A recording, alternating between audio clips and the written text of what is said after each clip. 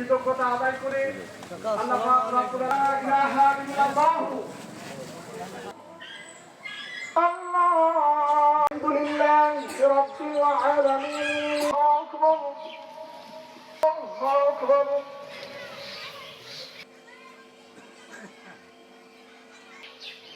আল্লাহু আকবার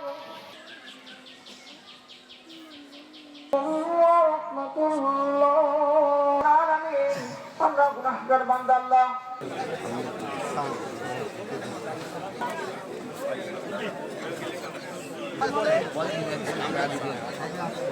বড় ধরনের কোনো দুঃসংবাদ আমরা পাইনি। আমাদের সামনে দু একটি অ্যাক্সিডেন্ট ঘটেছে, লঞ্চ দুর্ঘটনা, যেটা নিঃসন্দেহে সেটা একটা দুঃসংবাদের কারণ। তবে স্বাভাবিকভাবে আমরা অনুধাবন করছি চাঁদাবাজি কমছে, আইনশৃঙ্খলা নিয়ন্ত্রণে আছে এবং মানুষ এই মধ্যপ্রাচ্যে যুদ্ধের পরেও যে পরিমাণ টেনশন আমাদের মধ্যে আছে সেই তুলনায় আমরা শান্তিপূর্ণভাবে এবার ঈদ করতে পেরেছি।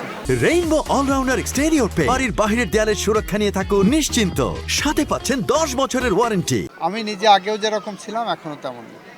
আগেও সেই ঈদে নামাজ পড়তাম, এখন এই ঈদেই নামাজ পড়ছি। সুতরাং এখানে বার্তা একটাই, সেটা হলো এই দেশকে, এই রাষ্ট্রকে, এই সমাজকে ঠিক রাখতে হলে সমস্ত প্রকার দুর্বৃত্তায়ন থেকে দূরে থাকতে হবে। দুর্বৃত্তায়নের বিরুদ্ধে আমরা অবস্থান নিয়েছি। আমরা আইনের শাসন, ন্যায় বিচার এবং মানবাধিকার প্রতিষ্ঠার জন্য যে প্রত্যয় নিয়ে এসেছি সেটা আমরা বাস্তবায়ন করব।